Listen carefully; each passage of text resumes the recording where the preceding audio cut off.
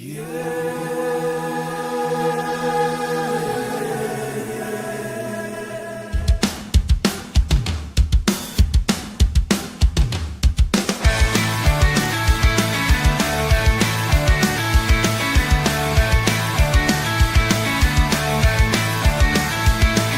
the summer solstice starts and we're sitting on a beach or fishing at the lake or just taking a break, the countdown clocks have started, fight songs pass the time.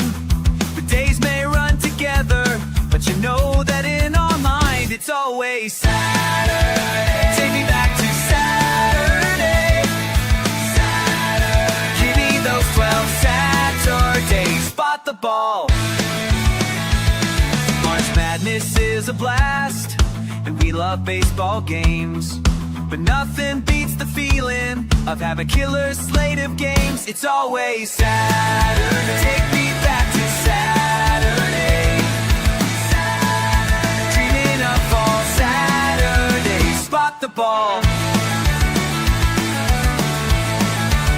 Spot the ball. Oh, college football.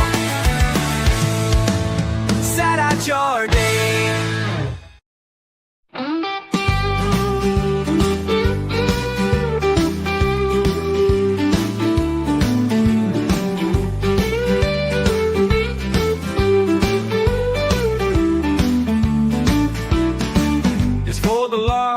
For the small, lay a big hit and pass a kick the ball. This game is for us all.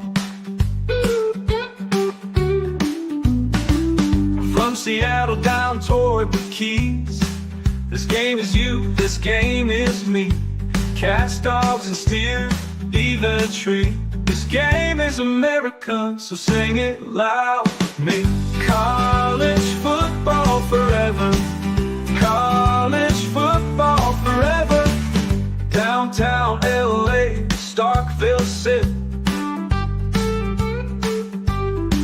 1 week you're up next, take a dip. Run the rock or let it rip. This game is America. All say, can you sing it with me? We just stepped on her feet with a hot-tail Brugen brought her nose. Whoa, Nelly! College football forever. College football forever.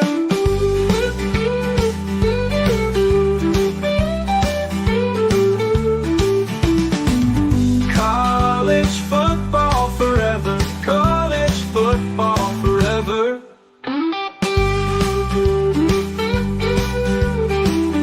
College football is a year-round discussion with these two. Here's JC and Morgan. Mike Morgan of ESPN and JC Sherbert of 24/7 Sports have you covered, beginning right now. We indeed have you covered. Happy 4th of July weekend, as it were. We are coming to you just on the eve, I guess you could say, of another 4th, which is always a majestic time. We know everybody out there is ready and amped for a holiday weekend. And somewhere along the line, whether you're watching, listening live, or sometime down the road on every platform imaginable that we're on, from YouTube to Twitter to Spotify to Google Play to iTunes, etc., we will give you your fix as we do all the time here on JC and Morgan now.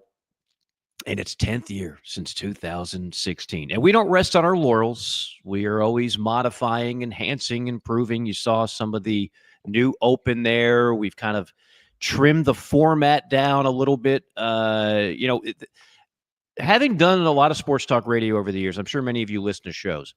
You can always tell when the hosts, they're looking at the clock and they still got like 45 minutes left. And like, what are we going to do to fill this?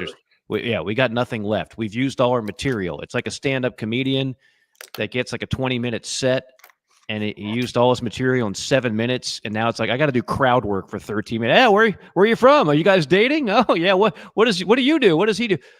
We're like the opposite on this show. Our biggest problem is once JC and I get rolling, we don't even in the off season, we have a hard time cramming everything in, but we're going to try to be as efficient as humanly possible. That is our goal for the upcoming season. Here we are in July and through the rest of 2025. So we've done a couple of things and we'll keep that going, but we're still going to have plenty to get into as we do each and every time. And as often is the case in the off season, we love hitting the guest line. Connor O'Gara does a really good job at Saturday Down South. He's been on with us once or twice before, so he is worthy. He's a part of that distinguished group that's worthy of a multiple guest appearance on JC and Morgan. We'll chat with him about a number of things. He's always what I admire about those guys, and Connor in particular. I'm not as familiar with the others, is that they come up with stuff. It's not just, hey, how about the Mount Rushmore of it? No, they like find ways to be creative. Connor does a good job of that. A guy that actually has Big Ten in his background that's kind of become saturated with the SEC and does a really good job. We'll chat with him. We'll see what G5 John has to do wrapping up the G5 new coaches. I think he tackles Conference USA. Yeah, he does this time out. And we'll talk about some of the headlines going on. As always, we are powered by Advocare. Save 20% on every item. And that's like forever. That's not just today. Save 20%, promo code Mike Morgan. You heard it right here. We start every show with a little bit of spark. That is like just how every day gets started for me. I don't even drink coffee. I've been doing this for 12 years since somebody introduced me to it at the gym. And then as always, we remind you if you're working out or doing something where you need to rehydrate, hey, how about that? It's called Rehydrate. And it doesn't have all the sugar of the Gatorades and everything else, but all the vitamins and what you need. Check them out. Go to avocare.com. We had somebody mention they had trouble sleeping. They got you covered. If you have some type of health issue, they got you covered. If you just need a multivitamin, they got you covered. Everything at avocare.com. Again, promo code Mike Morgan. Save 20% on everything you order delivered to your door. Absolutely free. Our producer is the Mad Dog, Phil Molinax, and the man wearing the festive hat, JC Sherbert, up in Midwest country where it's not freezing cold yet. JC, how are you? Actually, it's supposed to be about 90-something degrees here tomorrow. So what is the advantage of living there? If you get the brutal hot and you get the freezing cold. And it's humid in the Midwest, too. I mean, people don't realize that during summer. It gets very humid up here. But thank goodness for good food. I think it's because, like, it's not like 80 in the morning, during the mornings, it's still like 60-ish. There's sometimes a nice breeze that blows through and all that good stuff. So, it is what it is. The fall is actually the good season in the Midwest since I've been here. It kind of stays in the 50s, but it doesn't stay as hot like it does down south. Down south, it's not uncommon Halloween weekend to have a game during the day where you're in the 80s wearing shorts. So a little bit more of a fall. The spring is cruel. But I'm not complaining. Doing a little low country boil tomorrow in the yard. Sure. Nice. Way to go. For around here where it's like burgers and hot dogs. I was going to say, how's that going to mesh with your local folk there, your neighbors, your flock? I wanted burgers and hot dogs, man. So this was a request from the fam. Okay. Yeah, certainly looking forward to it. What was on my normal Thursday shows today, for those that don't know, I'm on Tide 100 in Tuscaloosa and Tide on 100. with Bill King in Nashville every Thursday. Bill King. We had a nice reminiscing segment with Bill King, and of course Tide was all about the House settlement and recruiting because of some of Hugh Freeze's comments he made. But and we'll have a question about that in the JC5. But certainly was refreshing to kind of talk back and. This time of year, right before the different conferences, media days and things like that, it's sort of the eye, not the eye of the storm, but you're sitting on the beach and you see the clouds in the distance, and it's about to get real. I always enjoy one final hurrah, on July 4th, and then it's time to get back to work for the season. So excited to be here today and to talk a little ball and whet the appetite, if you will. Well, you mentioned the beach. I've got Mayor Vaughn behind me. There he is from Jaws. And in the immortal words of Mayor Vaughn, The beach has got to be open. Some summer dollars, so it doesn't matter how many shark attacks are going on. We're still open for business on the beach, thanks to Mayor Vaughn. Happy 50th again to Jaws. If you haven't seen it, you ought to be locked away and forced to watch it like Clockwork Orange. Just have something, shove your eyes open for an hour and 40 minutes. You will not regret it. All right. We have our producer's undivided attention today because he's not working two shows at the same time. So the production ready to flow as we welcome in the morale of a great nation always depends on it. It's the JC5. It's time for the top topics in the sport. We bring the JC5. Number 1. All right, Mike. Texas State joins the Pac-12. I knew you were going to go there. They are I had it as question 5, but I've got a fiver or dimer style movie question for you. Oh, I love it. Okay. Just because it's a holiday and I'll just kind of shake things up. But so explain this to me from a TV standpoint. I'm a little taken aback by the whole thing just because I don't know why there's this battle of egos between the Mountain West and what's left of the Pac-12. Mhm. And I continue to get pissed off about the fact Cal and Stanford are just a little too good to be part of the West Coast the resurgence of West Coast athletics at the college level, and they're in the ACC, which makes no sense. And but tech, so I've kind of always been of the opinion, take the best flagship schools in that are the best schools that also are in growth states and build another, have a resurgence of West Coast college athletics. And the Mountain West and Pac-12 are at each other's throat. I mean, they're like now hate each other. So the two female commissioners going at it, right? I think so. I don't remember their names, but I believe they're the only two female commissioners. They are. And they cannot find common ground sharks, on anything. Man. They're sharks. Speaking of Jaws, so well, I'm sorry, we talked about Jaws before the show, and with that, so those of you that are listening around, what are you talking about? Anyway, Hooper. But so explain it to me from a TV perspective. Just looking at the Pac-12, I know they needed an 8 school. Texas State, not the Fighting Armadillos. The Bobcats used to be Southwest Texas State. San Marcos, Texas is in between Austin and San Antonio. They're leaving the Sun Belt for the Pac-12. Take it from here. Great question. Yeah, I think what the Pac has to do, you have to recalibrate, right? I mean, you just suffered the demolition of your once proud league, the League of Champions, as the late Bill Walton loved to call it. And so what do you do now? Well, I mean, do you take your ball and go home and fold the tent, or do you just fight like hell to go from the Pac-2, which is what they were last year with Washington State and Oregon State, and do the best you can? And I think they're doing the best they can at this point. Why Texas State? The model now for the Pac is geography be damned. It's damned everywhere else. Why in the hell are we going to try to just keep it close by? There's not enough there. There's just not enough there. So they need to get some markets. And one thing, I've never been to San Marcos, Texas, but here's what I know about it. It's sandwiched in between Austin and Houston. And those are two massive, highly coveted markets. Like if you listen to the Texas State radio network and Leo Brockmeyer, the voice of what's their mascot again? I just forgot. The Bobcats. The Bobcats. Yeah, they're the Bobcats. They're not the Armadillos. You got me thinking the movie, and I wanted to say Armadillos, and that would have been very wrong. But so if you're the voice of the Bobcats, you're heard in Austin and you're heard in Houston. That might be on a 1,000-watt AM station, but damn it, you can say you're on in those two markets, and that's what they're thinking of with TV. They just signed a deal with CBS. It's not a massive amount of money. It's not the kind of money that the SEC and Big Ten make.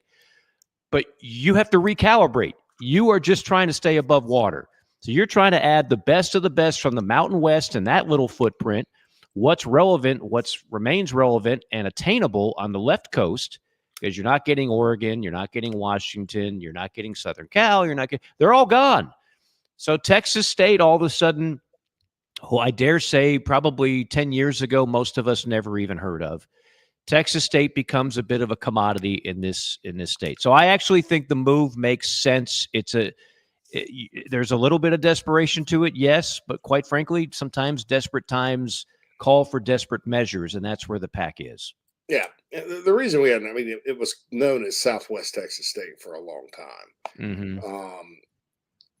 Two of the more famous alums from Texas State, Mike. Just a little Who's Bobcat that? trivia. Oh, I'm here for it. Not Kathy Ireland and Scott Bakula and Damn. the late great Robert Loggia, who Academy Award winning performance as Wally Rickendorf in that movie, by the way, the defensive Galosia. Robert Loggia. Robert Secretary Loggia. of Good at Defense. everything. Then wake him. Tony Montana, Tony, don't kill me. Don't kill me, Tony. I saw that the other day, a clip of that. That's a Ben Franklin. Anyway. You're a piece of anyway. Texas State, 40,000 students, right? So it's kind of got that UCF, USF, Charlotte. A lot of coaches for some reason love that Charlotte job because there's so many students. Kind of the upside. The rebrand to Texas State, I think, helps. So two famous alums, Texas State University. You got Lyndon Johnson. Okay. President Johnson. And someone much cooler than Lyndon Johnson, in my opinion, George Strait. So one escalated the Vietnam War. The other one sold a lot of tickets. Is the king of country music. Yeah. So, maybe they can get George Strait in there to do an NIL concert or something. But I think it's great for them. Would I've maybe made some different decisions? Yeah, but my plan for out there would have been more about consolidation. And, we had Lugs on one time, Mike, and he told us Montana was like going to a game at LSU. I mean, maybe Montana doesn't want to go higher than FCS, but that state is growing. It's not a big TV market now, but in 10 years it will be. I don't think there's a lot of looking down the road. If you kind of read it, people are like, they're mentioning G.J. Kinney, the coach there. Well, they got a good G.J. Kinney. Look, dude, do you think how long do you think he's going to be there? That's the question. Yeah. He is really good. I mean, they lost. They had Arizona State at home last year and lost by a field goal. That's a playoff team, but we'll see sort of what happens there. But was interested in your take of that, and that makes a lot of sense. It's Texas is a big place, a lot of people in Texas, a lot of students, a lot of upside, and it's not like Tulane or Memphis, which to me would have not made a lot of sense. Well, and the other thing, I'll just cap it off with this, is to say what everybody already knows, but everything in Texas it loves football, is all about football. I can't necessarily say that about Tulane. I can't necessarily say that about some of these other big cities that, you landed a big TV market, but they don't love football. We know the entire state of Texas loves football, high school football, college football, pro football, and that includes San Marcos, and that includes the Bobcats. Number 2. Here's a statistic for you, Michael, and maybe you can explain why. I have my thoughts on it. There are only 25 FBS football teams out of the 113 that there are that have more than 11 out of the 22 starters on both sides of the ball. I saw that this year. Shout out to McCready and Siskey podcast, which is one I listen to a lot.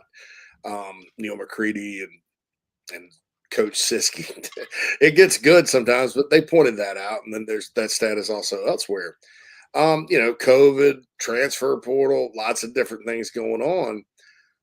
In your opinion, does this mean that this year will be more predictable than ever, both from a team outcome standpoint, but also from some of these All-American teams and stuff? Could we see more players this year emerge onto the national scene than maybe the last couple of years where you had a lot of older dudes and known entities? Oh, great question. My thought process on where we are in college football, where with everything that has changed, we are officially in the House settlement salary cap era of college football and everything else. I still think we are in a massive period of predictability at the top. And I just don't see that changing. I still feel like the Georgias, the Texases, the Alabamas, the Ohio States, and so on are going to continue to use the advantages they already have and then financially in the portal, they're not going to be left behind. In one way or another, I just think all those resources will continue to be an advantage for them, like an Oregon for that matter. I that's my prediction. I hope I'm wrong. One of the many predictions I make that I hope I'm entirely wrong. And there's a lot more, it's a little more like college basketball where it is unpredictable and you do have different teams and different stories and everything else. But I just think the whole system has always lent itself to a cabal of sorts of a few programs dominating. And I don't think anything has changed in that. And again, now what you've done is it used to be like an LSU in 2019, which was one of the best college football teams I've ever seen. Okay.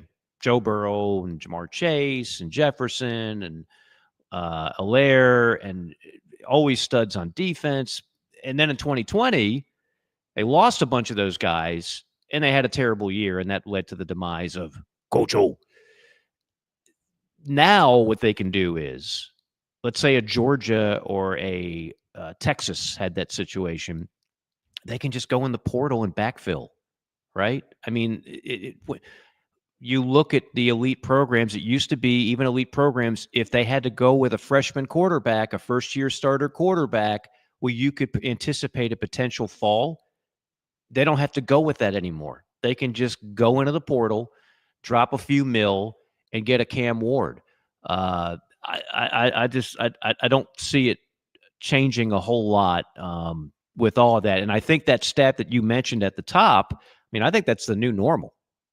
I don't think you're going to see teams with many returning starters like we used to, where you kind of knew and fans grew to really love a guy who was in their program 3-4 years. I think in many cases, a lot of that's going to be much different. Yeah, I think a lot of this too, with this specific statistic, and it could be the new normal, is the COVID year in 2020. Everybody got a free year, Mm-hmm. and so there were a lot of guys, like 5th, 6th-year guys last year. Those COVID, what do we call them? Do we call them COVID kids? I mean, that sounds weird. But the COVID dudes, Yeah. they're kind of, there's very few of them left. The 7-year guys. The 7-year, there's a couple of 7-year guys left here and there, but it's just one of those things. But yeah, I we'll see what happens. I think from my perspective, it may be that we have the same teams, but I think some players we don't know about on those teams, or we're not talking about right now on those teams, will probably emerge. Let's get on to Number 3. It's just number 3. All right. So on your point, real quickly, I need to shut up. On your point, real quickly, don't you think? Because you said teams will find a way, and I know you've been consistent with this one way or the other. With the way the House settlement's structured, and the NCAA and the Power Conference commissioners, and everybody hoping everybody sticks to it, right? Mm-hmm. Do they owe a fiduciary duty to their business partners to not try to work around it? Or is it still, as college football's always been, everybody for themselves? What's your thought on that? Just from not that, yes, it's going to happen and it's inevitable, but should it happen? Okay, first off, I'm not smart enough to understand the word fiduciary. Oh, that's like in business, like your obligation to your business partner. Ah, okay. Yeah, my bad. So hey, I wish I didn't know that. No, that's good. Look, I like expanding the vocabulary at any opportunity. So your question is, do the schools owe it to the fan base, or do the schools owe it to the sport? Like, do the other schools that they're competing against, and to be on the level in business with? I mean, yeah. So you're asking like the age-old question. Like, you remember back in the day, the big argument was, for example, I can remember having this debate on, having a salary cap in Major League Baseball, which we've never needed one more. The Dodgers can outspend everybody on the planet by $100 million. And they'll probably buy themselves at least another trip to the World Series, if not a title. And people say, well, there's no salary cap when you're working at Burger King. I'm like, well, Burger King's objective is to put McDonald's and Wendy's out of business. There is no shared mutual goal there. There's no mutual interest. I own a Burger King and there's a McDonald's 1 mile down the street. I don't want that McDonald's to do well. If you're in a league, you need everybody to succeed, or at least to have an equal chance to succeed, for the league to prosper at its best. This is the NFL model, which clearly is the 10,000-pound gorilla and then some that dominates more than anything on the planet. Now, part of that is football is king, as we all know. The other part of it is it's a well-run league compared to the other two. So that gets me to your question. Do they have a responsibility? I mean, I could make the argument they do. Hey, let's all look out for one another here a little bit. Let's keep this sport healthy. I just don't have faith in it, JC. I mean, let's start at the conference level. The conference is the SEC cares zero Fs about the Big Ten doing well. Now, they're being friendly. Sankey and Petiti are being friendly because they realize they're the two gargantuans of the sport. But make no mistake about it, if they could, back kneecap them and take them out and not have to compete for playoff spots every year, they would do it. Instead, what they've done, the two of them have kind of formed a duopoly, and they're kneecapping everybody else in college football, where the other ones are trying to just try to financially compete with the Big Ten and the SEC. So do they have a responsibility? I love where your head is at there. I just don't think it's reality in terms of them caring. Yeah, I'm realistic about it. I may go stage a mostly peaceful protest in front of the Big Ten offices at the Fogo de Chao. Yeah. And then go eat Fogo de Chao while I'm taking a break. If they don't get on the same page for this playoff thing. I know we got Connor, so I'm going to skip the fiver or dimer question for today. It's a timeless one. You'll enjoy it. It's about the movie Caddyshack. Well, maybe we can get to it at the end. Maybe so. We'll take a quick. Yeah, we'll take a quick. After we get done with Connor, we'll take a quick time out. All right, so 2 yes or no questions. To end up okay, got it. Will Dan Mullen be the coach at UNLV in 2026? Yes or no? Another great question. Reclaiming my time. I'm going to say no. If somehow they get the G5 bid, which they're certainly going to contend for it, I say he gone, and he's getting back to Power 4. I'll say no. Will Bobby Petrino be a head coach at some college football program in 2026? Yes, because one of two things to me is going to happen. Arkansas has a great year, and he's like, okay, this has been fun, but I'm not taking a back seat anymore. Or Sam Pittman gets fired middle of the season with a lower buyout, and guess who takes over? Bobby Petrino. Bobby P. All right, we'll get a break and get Connor in. Connor O'Gara on the other side. It's JC and Morgan. Welcome to Palm Casual Patio Furniture. Because we are the factory, Palm Casual has the ability to offer the highest quality outdoor furniture paired with world-class service. Since 1979, our factory showrooms have done our best to make the buying process as easy as possible for our customers. Our understanding of the many factors that go into your decision has helped us create our 30-day trial period that increases the level of comfort our customers feel during the shopping experience. Visit us in Somerville, Mount Pleasant, Myrtle Beach, and Bluffton, and online at palmcasual.com for our products in out-of-state locations. Go Gamecocks! Hey folks, want to tell you about our friends at Titan Construction Group really quick. They're a mid-Atlantic based general contractor, specializes in retail, restaurant, and office construction. TCG strives to separate itself from other general contractors by adding value every step of the process. From project budgeting to estimation, value engineering to construction, they focus on those relationships and not the transaction. Titan builds partnerships one project at a time. Among their clients are Starbucks, Crumble Cookie, Blake Pizza, Home Goods, 15 plus years experience, based in Midlothian, Virginia, and contracted in Virginia, West Virginia, North Carolina, and South Carolina. So get on their website, TitanCGinc.com. That's TitanCGinc.com. Get in touch with Brad if you're in need of a general contractor that focuses on going above and beyond for their clients. That's Titan Construction Group, a proud sponsor of the JC and Morgan podcast.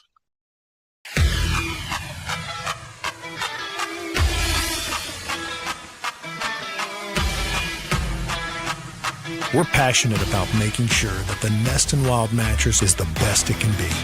Made well and made right. Right here in Tupelo, Mississippi. So how can we do all that? Work. Hard work. And that means something. The Nest and Wild mattress is a movement. It's a pride in where you come from and where you're going. So get comfortable, because this movement is just beginning.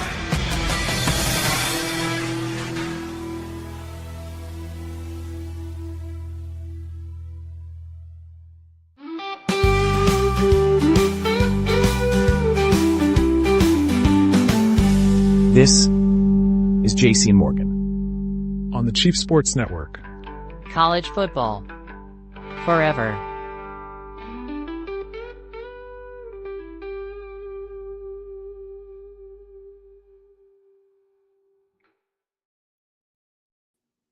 And we are back. It is JC and Morgan. 4th of July weekend installment of the program, as always, powered by Advocare, advocare.com.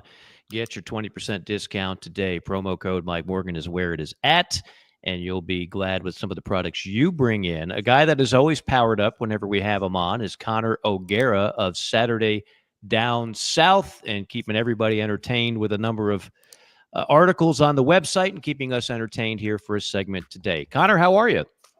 Gentlemen, doing well. Happy 4th of July to you both. Look, I feel like this has been I haven't been on with you guys in a minute, and I know Mike, you had reached out a little bit ago, so glad we were able to make this work today. It's been too long. Yeah, I agree agree with you. Bears fan? JC, I am originally from the suburbs of Chicago. I know you are a Chicago man yourself, but you are a Chicago man. I am not a true Chicagoan. I am a suburbs of Chicago native. That is what I claim. I am from Buffalo Grove. I have grown up, sadly, as a Bears fan, as a Cubs fan as well. And that is the path that, for whatever reason, I've chosen.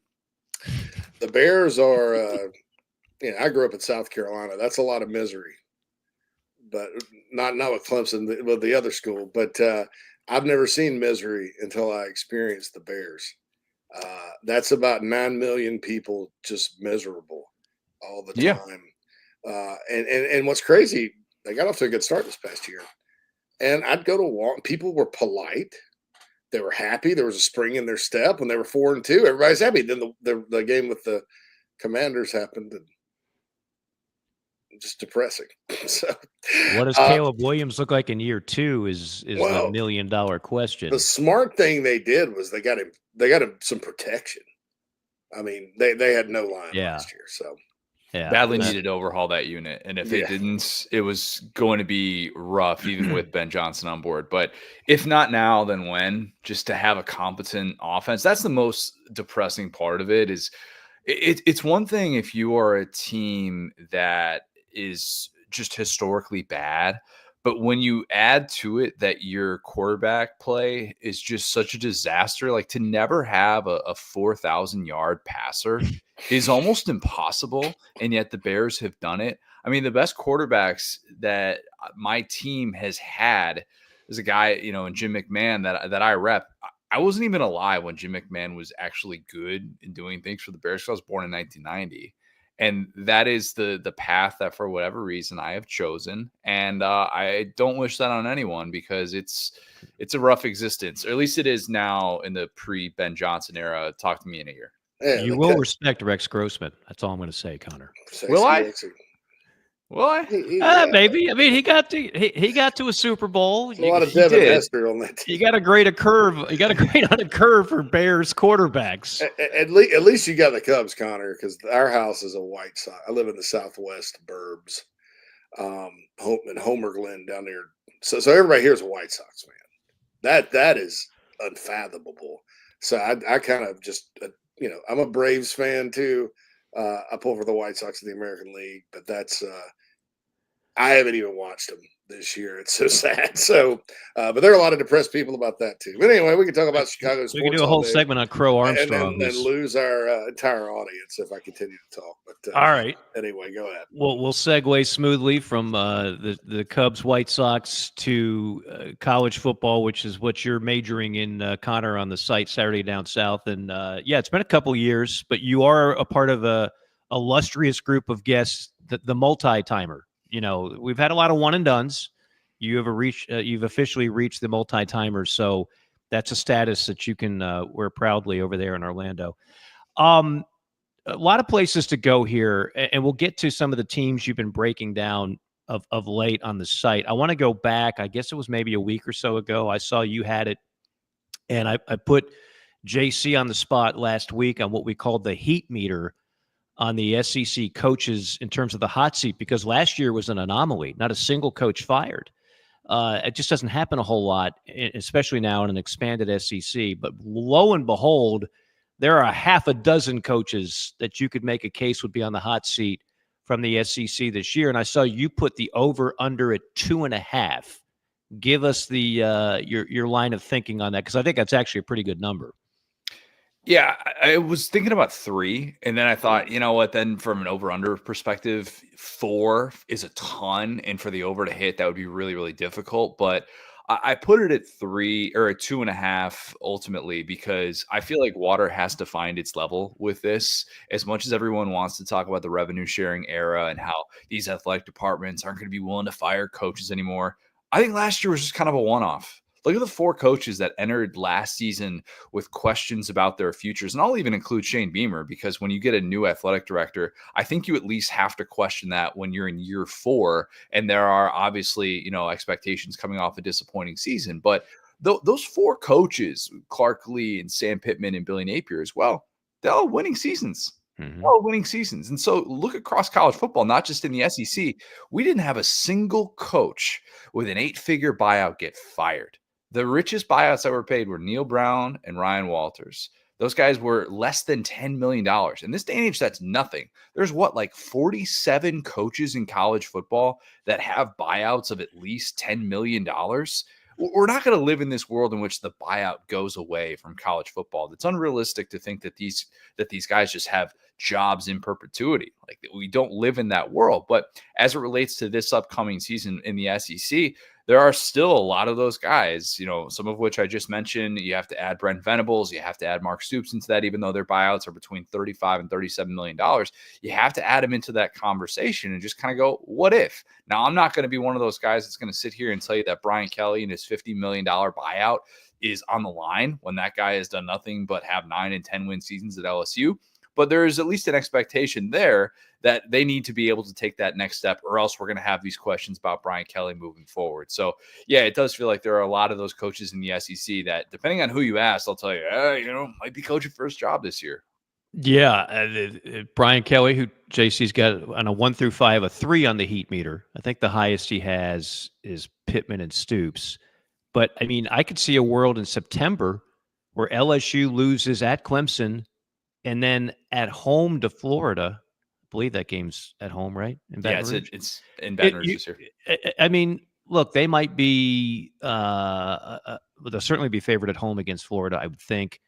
I haven't checked the spread on Clemson. I'm guessing that's about a pick 'em, maybe Clemson a slight favorite at home. But they could easily be 0-2. And at that point, I think that heat meter is just sizzling regardless of buyout. LSU there's already clearly a disconnect there. I'm not saying it's fair. This is not me talking of what should happen. It's just what reality is. I don't feel the love. I don't feel the love right now for Brian Kelly. And if they drop 2 in September, it could turn toxic really quick. I have LSU winning a national championship, so I'll agree to disagree. Do you really? I do. Wow. Okay, I did not. Have you broken that on your site, or is this? Yeah. Okay. We've gone down like the rabbit hole of all the different reasons why in year 4, which, by the way, no LSU coach in the 21st century has exited year 4 without a national championship. So just something to keep in mind with Brian Kelly. And you talk about, like, is there, some sort of disconnect? I think LSU's got a ton of alignment right now. If you look at the way that it ended up with the transfer portal and how they were willing to spend after they lose Bryce Underwood to Michigan at the 11th hour. And then Garrett Nussmeier announces he's coming back. They attack the portal in ways that we have not seen LSU attack it. And that's why they ended up with the number 1 class in the 24/7 sports class rankings. And you look at that roster and go, man, they addressed every single need. Now, it doesn't guarantee that they're going to be this 12-0 team. It doesn't mean it's going to be shades of 2019. It doesn't even mean that they're going to have an offense that's as prolific as they were in 2023, which, by the way, still wasn't good enough to make the college football playoff. But it does feel like a team that is going to take that next step.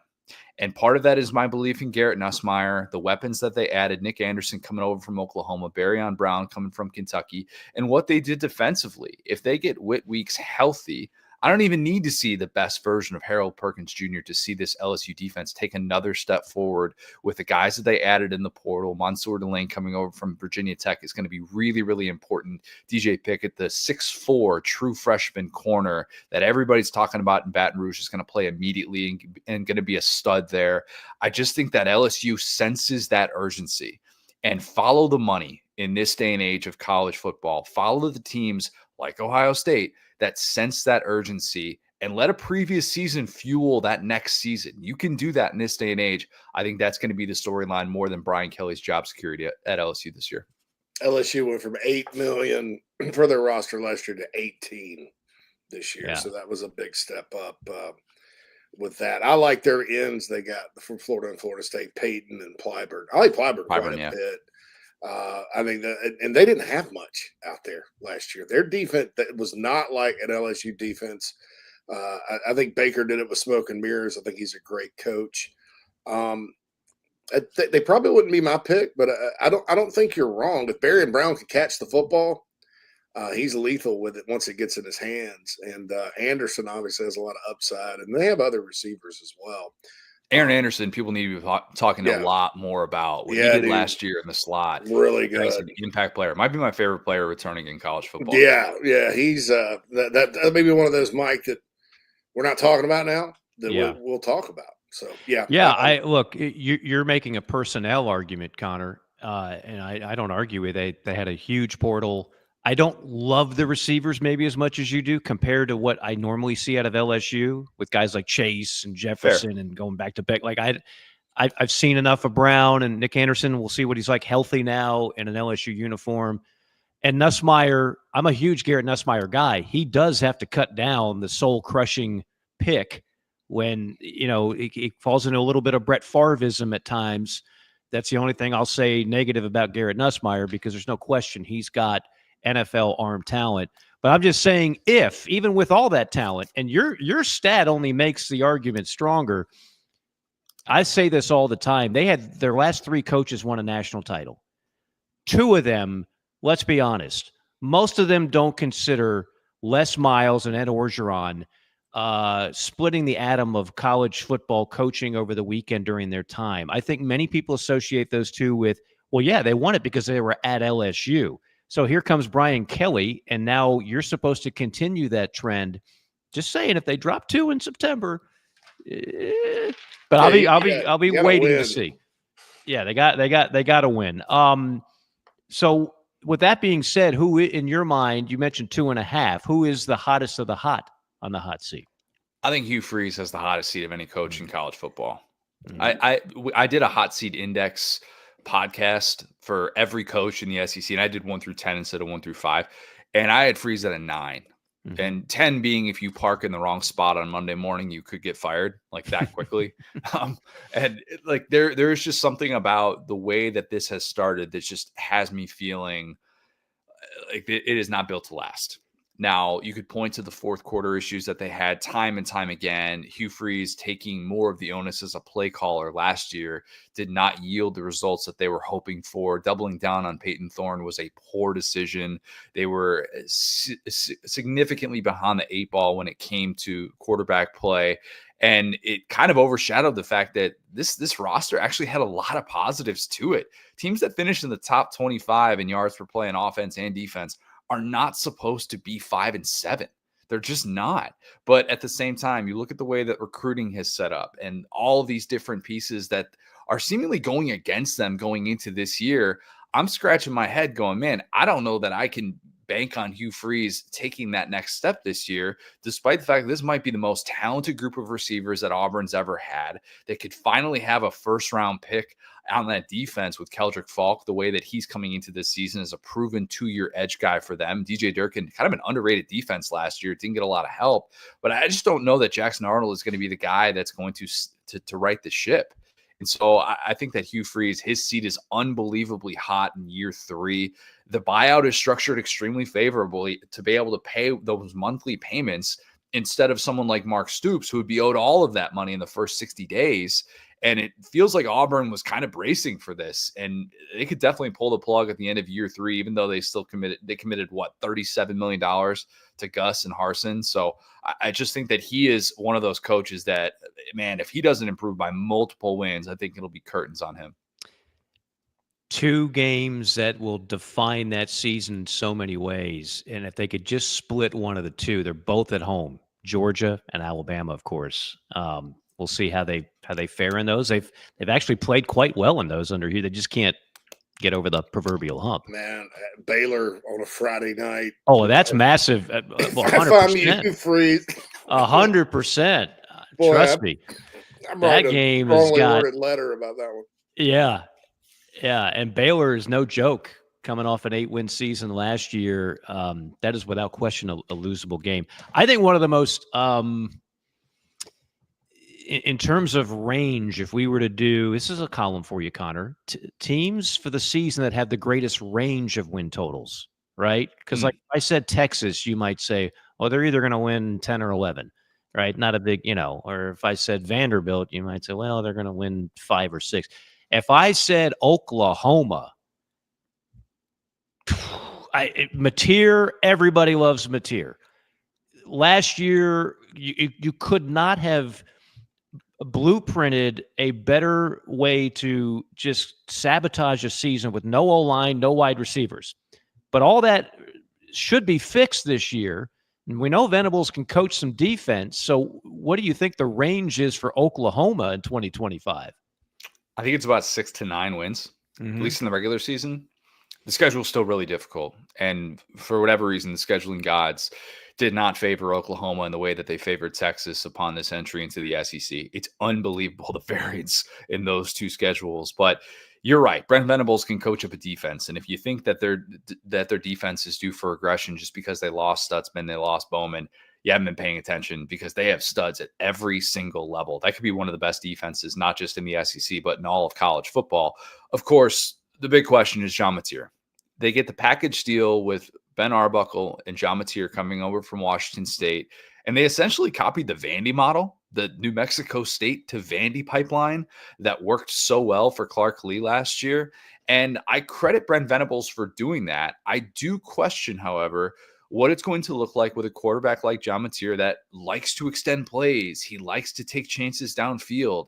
You talk about Garrett Nussmeier having to cut down on those interceptions. John Mateer is going to have to cut down on those turnover-worthy plays because they were an issue at Washington State. Now, there are still people that believe John Mateer can be one of the best quarterbacks in America. Like I had Jake Dicker, his former coach at Washington State. I had him on my show a couple weeks ago, and he said, I think he's the best player in college football. I was like blown away that he said that about his former quarterback.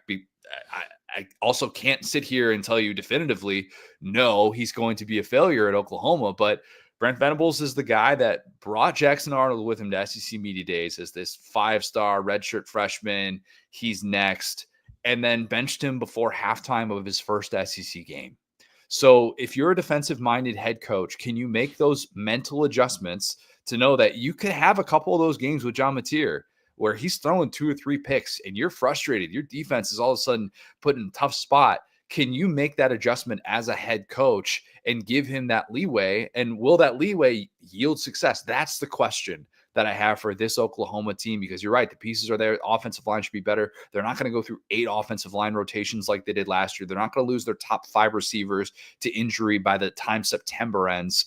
Those things just can't happen on repeat. And Oklahoma, I think, is due for some improvement, but I don't know that the range is necessarily like 4 wins to 10 wins, but I definitely will give you like a 6 to 9 win range for them.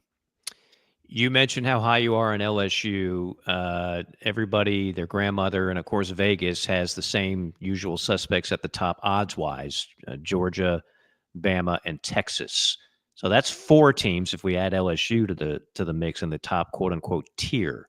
Give me somebody else to keep an eye on that maybe could sneak in that tier 1.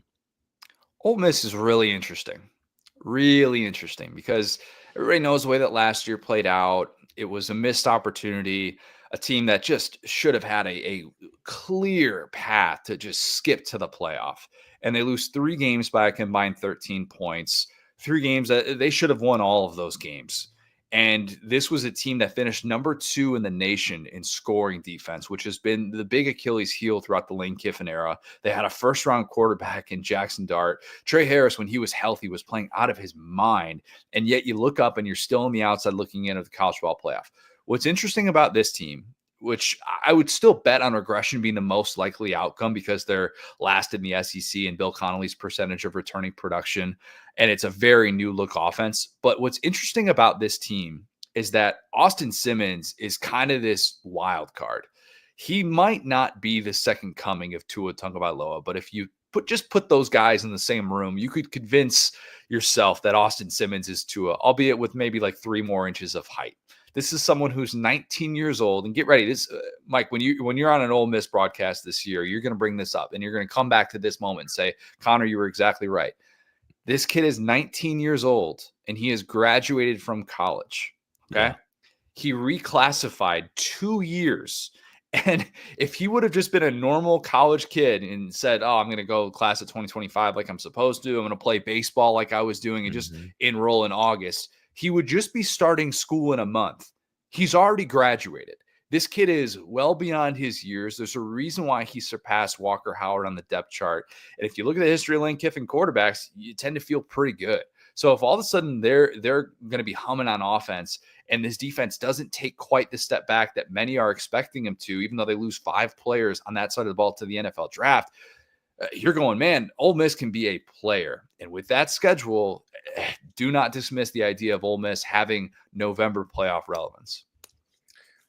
I wonder, this is a good thing to look into. I'll probably look into it myself.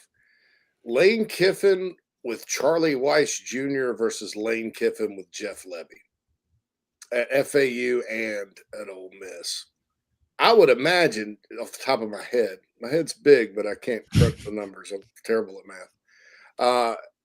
I think they're significantly lower, which I just, I don't have a real point there. It's just, it was interesting to me that the year their defense is really good, there were games where the offense just sort of sputtered. I mean, it was against good defensive teams, but they only really lit it up against Duke and Arkansas last year. That was surprising to me with all the weapons they had. Anyway, I agree on Austin Simmons completely. We've talked about him. I think he's a stud. It's going to be fun to watch this year. Really fun guy to watch just because of not just the lefty thing, but you could point to what he did last year in that Georgia game. It was the biggest drive of Ole Miss's season. If he doesn't come in for an injured Jackson Dart after Georgia forces the turnover, marches right down the field and scores with the short field, and if Austin Simmons is just shaking in his boots, that is an entirely different Ole Miss game. And instead, it turns into what was easily the biggest win of the Kiffin era. It would have been nice for Ole Miss if it yielded a playoff berth. Ultimately, that didn't happen. But that dude looks like someone who is well beyond his years, who is not going to be afraid of the spotlight. He is Connor O'Gara, Saturday Down South. You've been breaking down some teams. Let me start with a couple that you have had here lately. I love the term you used on Florida, agent of chaos. Expand on that. Last year was Ohio State. That was the take coming into the season. I would argue even though Ohio State won a national championship, that still proved to be true. Look at how chaotic things were after the Michigan loss and how many people were saying even if Ryan Day wins a playoff game or two, he's still going to be fired. I mean, I was one of those people, and Ohio State ends up having just a historic run in the way that they are able to dominate throughout the college football playoff. But I think Florida is that team this year. And you talk about win variance. I've kind of already done this column in a way by saying Florida is the ultimate agent of chaos, because if DJ Lagway's shoulder isn't right after giving it an entire spring off, their floor is low. I mean, real low. With all due respect to Harrison Bailey, who started his career off at Tennessee, went to UNLV. He's been in a few different schools. With all due respect to Aiden Warner, the Yale transfer, who you heard that he went to Yale every single time he touched the football last year in relief of DJ Lagway and Graham Mertz. With all due respect to those guys, this Florida season is going in the toilet if DJ Lagway is not healthy. And that's a big question. It really is, because this is an issue that has lingered. Now, he's shown last year that he could play through injuries. He had an apparatus on his leg during that stretch to end the season.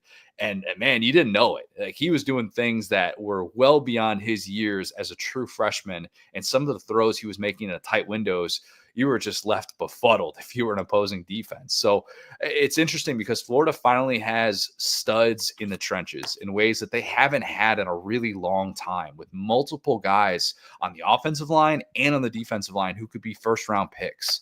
And so despite the fact that this is still a Billy Napier coach team, and I'm always going to have a bit of skepticism with that, I still find myself going, man, They have the widest range of outcomes. They have a team that could be frisky as a 9-3 playoff team with maybe a Heisman contender at quarterback in Lagway if he's healthy, or they could be like a 3-9 2017 Florida all over again that just falls off the face of the earth, and you're just left wondering what the future of the program is. I think all those outcomes are in play, and if they are, Lagway hits the portal, the Florida vacancy is something. That's chaos. Billy's buyout's much lower than it was a year ago. Much like I said about LSU, if Florida got pantsed last year at home to Miami. Now, I realize there's no Cam Ward there. It's now Carson Beck. But if they lose at Miami in week 3 and at LSU, the Billy Napier hot seat talk takes on a whole new dimension at that point. The only thing that I'll push back on that, because I agree, the schedule – you look at those first 6 games, and you're like, man, are they going to be an underdog in 4 of those games?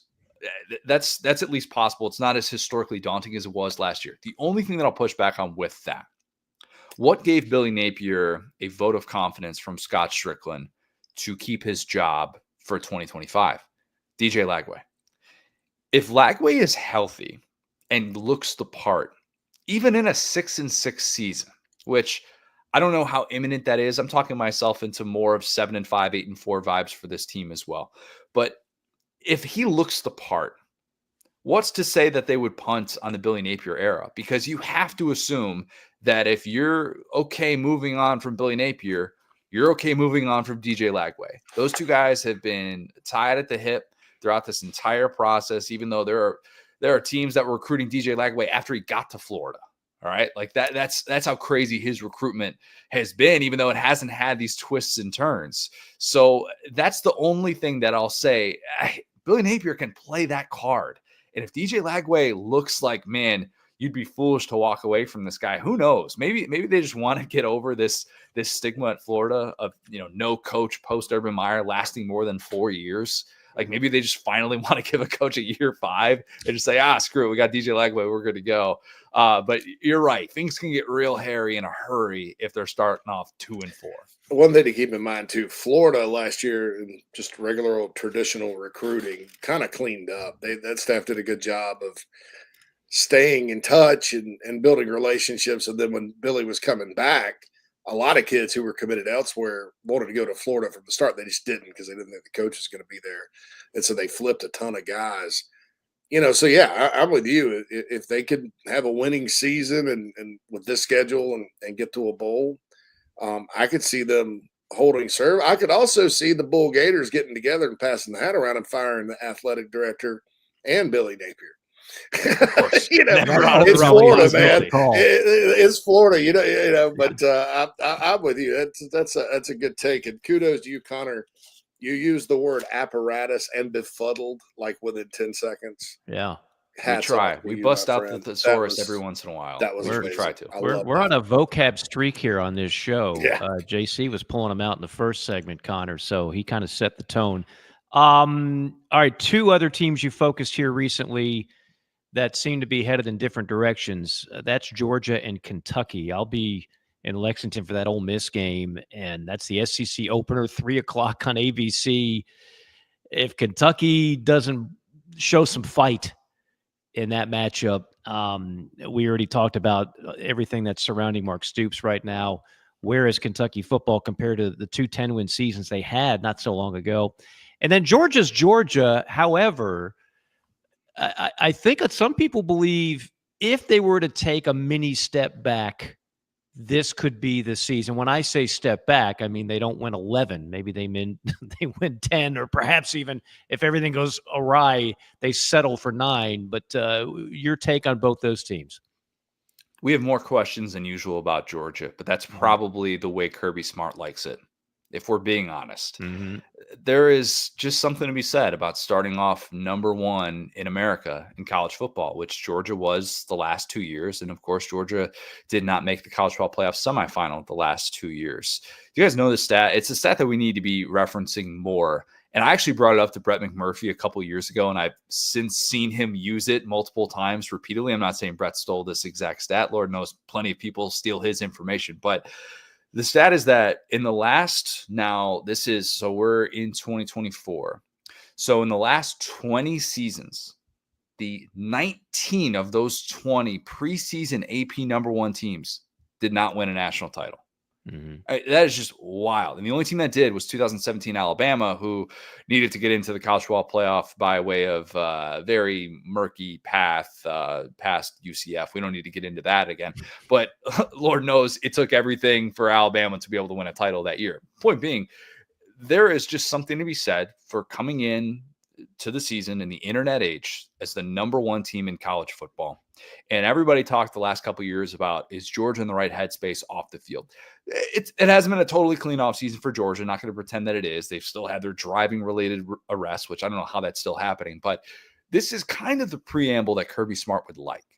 This is not Carson Beck getting private jet Lamborghini deals. This is Gunnar Stockton in his Ford F-150 that's got 300,000 miles on it. Thank you, Mark Schlabach, for that story last year that I've gotten so much juice out of. This is a different type of Georgia team that maybe hasn't experienced those highs. And maybe that does motivate them in ways that Georgia at times didn't look like it was motivated by last year. And so you question what it's going to look like on the offensive line. They're going to be able to find a true bell cow running back in Nate Frazier. I don't know. The Josh McCray addition from Illinois suggests that could be a little bit more of a timeshare, but I do have questions about this Georgia team. I also find myself going, well, if Georgia makes it back to yet another SEC championship and does that for the 8th time in 9 years, is anybody going to be really surprised? And if Georgia wins the national title and Gunnar Stockton looks like Stetson Bennett the 5th, is anybody going to be stunned by this? No, like this is the world that we live in. This is the culture that Kirby Smart has created. Any reason for optimism at all in Lexington? Mark Stoops has a lot of pride, but man, that's about all I got. Yeah, that's about all I got. Hey, that's an honest answer. Here's the thing. You guys are diehard college football guys, okay? Mm-hmm. Without doing prep, and maybe you know the answer to this question. Can you name a player on Kentucky's roster right now? Yes. Well, Calzada. Can you name a non-quarterback on Kentucky's roster? Do I have to have his exact name? It's Marquise Smith. He's from South Dakota. He's a D end. I like him. I think he was. That's impressive, JC. He's from the university. They got him in the portal. He's from the University of South Dakota. But I have one hot take about Kentucky, and they better look out for Toledo in the opener, Mike. That's what they did in Mississippi State last year, too. Yeah, look what they did. They went to Starkville and ran all over them, the Rockets. Beware. But I do think Zach Calzada, if that's Calzada, I think he will be significantly better than Brock Vandegrift, who that may have been one of the worst single season quarterback performances I've ever seen in by a 5-star SEC. 5-star. Not close. So and he got worse as the year went on. He quit the game. That's how bad it was. Yeah, but it was rough. And I do think Zach's a better player, but that's about it. Yeah, look, but it's not his 3rd SEC school. Like he went to Incarnate Word in between, and he worked for Cam Ward. Maybe it'll work for Zach Calzada. I don't know. The Brock Vandegrift thing is such a bummer. And I met with him I spent a little bit of time with him at the facility in February of last year, and just kind of getting to know him. And I was wondering, is this guy Southern Will Levis?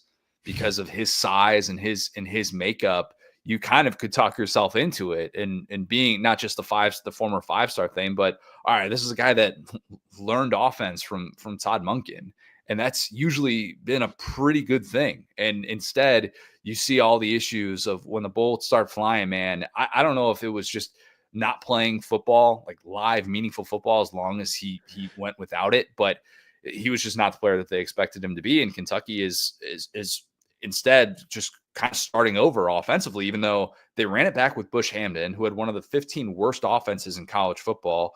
After hearing what Mark Stoops said at SEC Media Days last year about, another new offensive coordinator, almost like he just didn't want to fire an offensive coordinator to have to hire another one. Mm-hmm. That's not a good sign. It wasn't a good sign that Vince Marrow left for rival Louisville when those two guys have known each other since they were at Cardinal Mooney High School in Youngstown, Ohio. And that was the first assistant that he hired. I mean, those two guys were, they went back and forth, but just bad vibes in Lexington. And look, my brother lives there.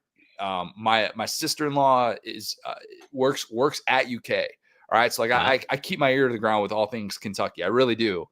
And there is just less optimism than any time that I've been doing this job for all things Kentucky. Mm-hmm. And it's a shame for Mark Stoops after what he's built there, but it feels like he's just steering right into an ugly exit in Lexington. Seems like best of both worlds would be, and you may need a demolition crew or some dynamite to get him out. If Kirk Ferentz would leave Iowa, it's always going to be the one. They would throw Stoops a lifeline. That's a similar job.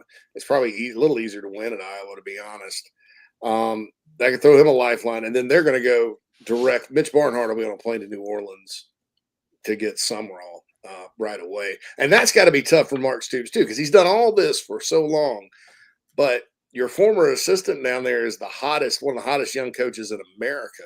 He won at Troy, and now he's winning at Tulane, and he's an alum on top of that. And that's just got to be a tough situation, in my opinion. The worst case scenario for Kentucky would be Kentucky goes like 5-7, loses that game to Louisville to end the regular season with Vince Marrow on the other sideline. I don't know if GMs are going to be on the sideline, whatever. They can make it work for that guy. And then Mitch Barnhart doesn't fire Stoops.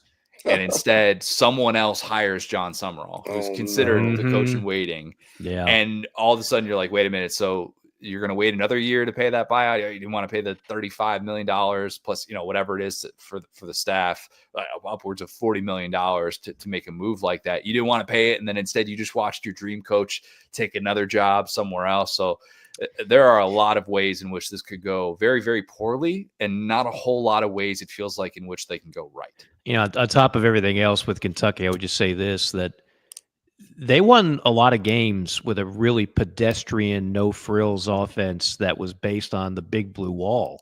A lot of ground and pound, time of possession, turnover battle. That was their DNA. Lately, they don't have any of that. They never throw the ball particularly well. With the exception of 1 year with Levis and Wan'Dale Robinson.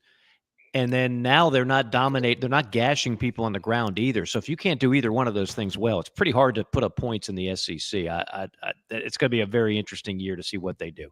We'll let you go on this. The obligatory, it's a fascinating year, top 4, top 5 quarterbacks in this league. There's a lot of exciting talent.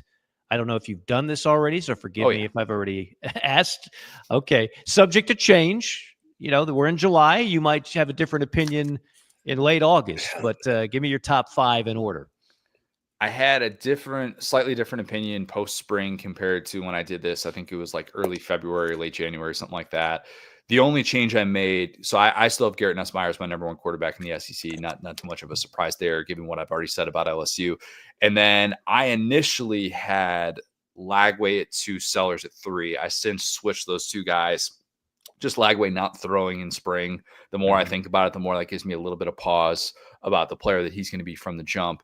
And then at 4, I have Arch Manning, which maybe that'll prove to be too high. I don't really know at this point. And then I have Diego Pavia at 5. Yeah, look. Diego coming in hot over Mateer. Yes. I'm more of a skeptic with Mateer, who did the vast majority of his damage against the Mountain West schedule. I'm going to need to see it because Diego Pavia, people don't realize this, like Diego Pavia last year was the first quarterback to ever go directly from an FBS school into the SEC and earn all SEC honors at season's end. Now, we've obviously seen transfers do that, like a Cam Newton or something, but they have the gap year in between. And for Pavia to do that as a quarterback doing that, that to me showed this dude is ready. We've already seen him take down the big, bad Alabama teams of the world. We've seen him go toe-to-toe with Texas, what's a really respected Texas defense. And I think people kind of forget he also was hurt in the latter half of last season, was playing through a pretty obvious knee injury that limited his mobility that he suffered against Kentucky. And I don't even think he was at full health until that Georgia Tech game. And in the Georgia Tech game, you're reminded, this dude is electric. He's got the coordinator continuity. He's got maybe the best returning tight end in all of college football, and Eli Stowers as well. I'm going on too much of a rant here, but I think Diego Pavia is still a really good football player, and I would take him, even though he's 5'8", probably. Anchor down. All right, I lied. One last one. Gamecock Nation has weighed in. You already gave us your top 4, and then you said Ole Miss. Any forecast on Carolina this year? I don't want to disrespect Clayton White. I don't, because what they did last year defensively was remarkable. I mean, by the time that those dudes got to the NFL Combine, and you really had to like sit there and marvel at the amount of talent that they had on the defensive side of the ball in the NFL Combine. It was insane to think about. It really was. I question what it's going to look like around Dylan Stewart, and defensively, I worry about him getting too many triple teams. I know he can work through some triple teams, as he did in that Kentucky game, most notably. But I worry about the surrounding pieces and how much you're going to be able to key in on him. And I think defensive regression with a schedule that is really difficult could be in store. I have questions about what it's going to look like transitioning on the offensive side of the ball from Dow Loggins, who wasn't an elite schemer, but he was a really good developer of quarterbacks. What it's going to look like going from Dow Loggins to Mike Shula. And then, goodness gracious, can they get some help at receiver? I know Nick Harbor not doing track is really beneficial. And, there's a lot of positive vibes coming out of camp about him. And that's all well and good. But that was maybe the worst receiver group in the SEC last year. And Lenora Sellers having to put on his cape as much as he did, it was great to see, but you don't want to see that from a guy that is he is your team, like the foundation of your team. So I say that all to point out, I could see regression. I'm a Shane Beamer believer. I think the schedule is really difficult. And if you have more holes on the defensive side of the ball, it's going to be a tougher go. I think it's going to be a tougher go. So I see them more as like a 7-5 type team and not necessarily having the same sort of late season playoff relevance that they had last year. What you working on next? In closing here, what's the next post July 4th holiday? What you got? Yeah, I'm doing this series right now, aligning with the SEC Network Takeover for the best things about each SEC team. Mm-hmm. So we were hitting on some of those. Continue with that, yeah. Yeah, so we'll be hitting on that leading up to Media Days, and then we've got Media Days, which it's crazy that it's already here.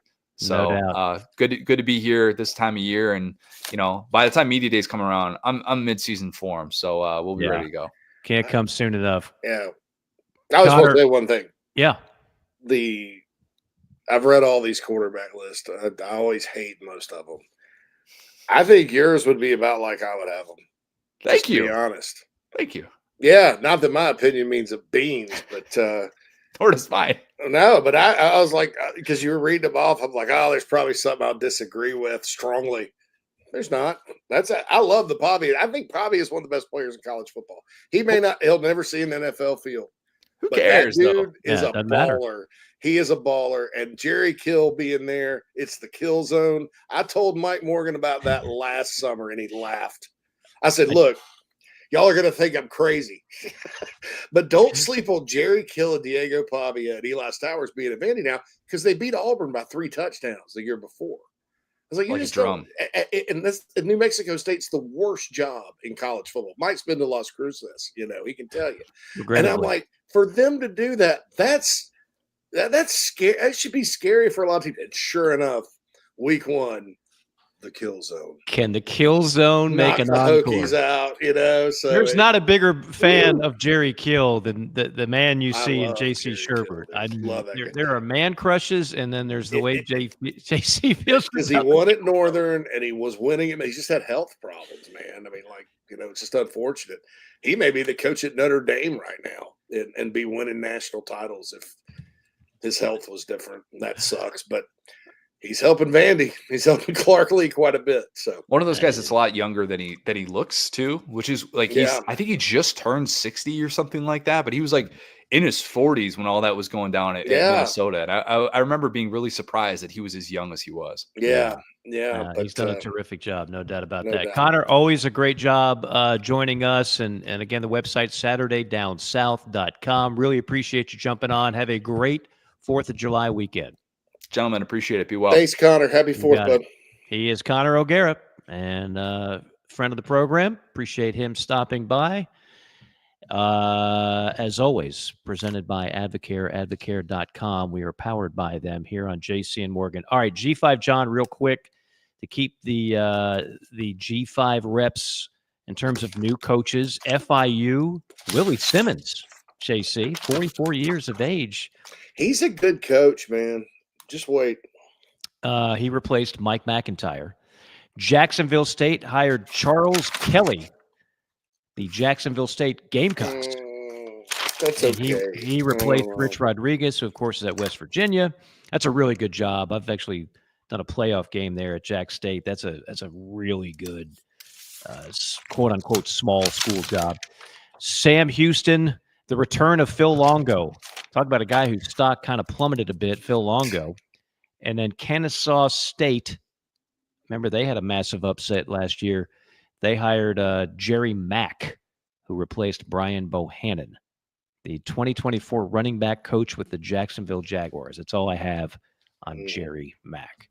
Give me that five or dimer. What did you have? All right. So in Caddyshack, is Judge Small actually the hero?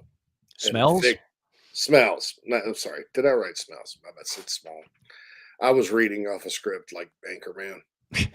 Blank you, San Diego. Blank you, San Diego. No, just about. Is he actually the hero of Caddyshack? Because check this out. My man's worked hard his whole life for he and his wife to afford a modest boat. He was supposed to play golf in peace every day. He's got his not his son, his nephew, trying to teach him the value of $1. Spalding. Right? And then here comes Rodney Dangerfield's character, and you got Chevy Chase's character, an insane person you have to deal with, and there's gophers all over the court, and somebody put a floater in the pool, and it's just his life is just miserable. And my man's worked hard to get to the point where he could live a comfortable retirement, and now all this shit happens to him. So what do you guys say about that, Mike? This is a very. Where did you come up with this? How was this like 2 a.m? When did you come up with this? I can't claim it. Somebody else was talking about this. Okay, all right. I wouldn't go so far as to say Judge Smells is a hero because I judge people on how they treat the common folk, people that they don't know, people that can't do anything for them in life. And if you're just a natural a-hole like he is to the people at the golf course, I can't say hero, but I will say this. You're right. There are some, there's tragic. He's just trying to keep anybody who's been like in a neighborhood with an HOA. You understand that, like, you hate paying the HOA, but you also understand if you don't have it, there's some people that just don't know how to handle themselves and can train wreck a neighborhood real fast. I think that's what Smells is trying to do. He's trying to save the integrity of this golf course and club. And, I'm never going to be a member of a golf course, so this is out of my domain, JC. It's too much money, and I'm not a good enough golfer. But I can respect where he's coming from in that regard. He's just got to be a little bit nicer. So if we can reincarnate Judge Smells, that would be my one piece of advice. But you bring up a very valid point. Very valid point. Yeah, that was it. There was one more about. I'll bring up next episode about Johnny Castle and Dalton and Bodie from Point Break. Okay. All right, so I'll just tell it real quick. Johnny Castle, of course, he's in the summertime, and he's doing the dancing, and he's around all these rich people that treat him like crap, and he gets in a fight, knocks that big dude out. So he learns he knows how to fight. So Dirty Dancing ends, and he goes to the Midwest, right? And he becomes a bouncer, gets into the bouncing. They say he doesn't want to go to college like these other people. He just wants to go out and feel his way. And so he gets into Roadhouse, and at the bar, gets into fights and all that good stuff. And Roadhouse ends like it does, with another rich person kind of coming down on him.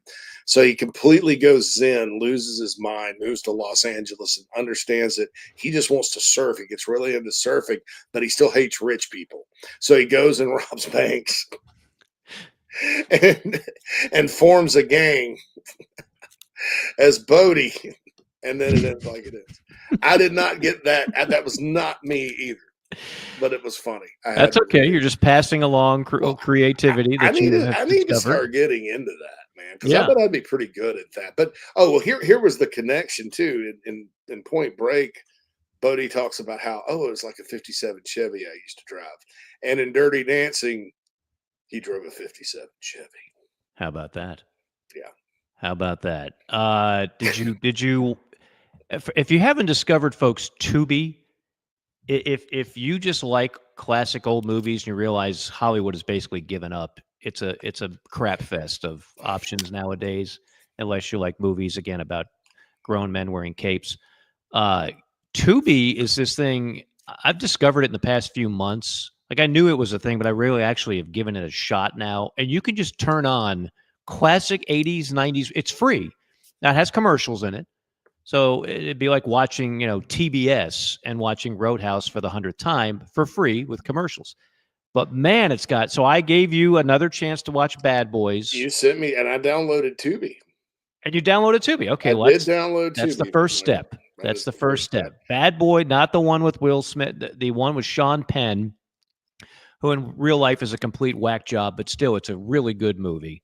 And I'm like rediscovering Can't Buy Me Love, Night Shift. I mean, all these movies, Just One of the Guys, About Last Night. Oh, Just One of the Guys? That was a good one. Oh, yeah, that's on there. Where Do You Get Off Heaven?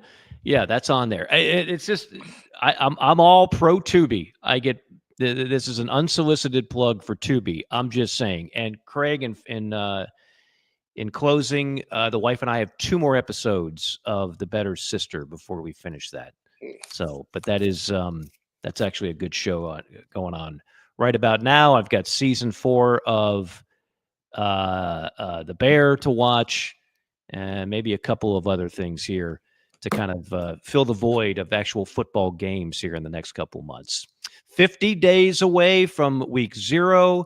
Big 12 media days around the corner, and then SEC media days in Atlanta as well. Exciting time as always. Our thanks again to our fearless producer, Phil Mullinax. He's about to take off for vacation, but he was determined, as we all were, to get one in here before the holiday weekend. JC, you brought it. You brought the info. You brought the entertainment. And most importantly, you brought the hat. This is my wife's hat. Her head is very small. Mine is about 16 gallons.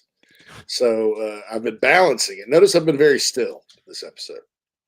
That's okay. You've managed to keep it on there. That's all that matters. Yeah, looks great. You and that 5 head that you have up there. That's awesome. Hey, you and Nat have a very safe and fortuitous and fun 4th of July weekend in the Midwest, and we encourage everybody else out there to do that no matter where you're listening and tuning in. We'll be back in a week and a half, I guess, or off next week for the holiday, but the following week we'll be back. I think one of those weeks we've already got Phil Steele scheduled to come on, and we'll have some other guests and other stuff too. JC, the website's looking great. Let's just throw in a quick plug for that. You probably saw it at the opener, collegefootballforever.com.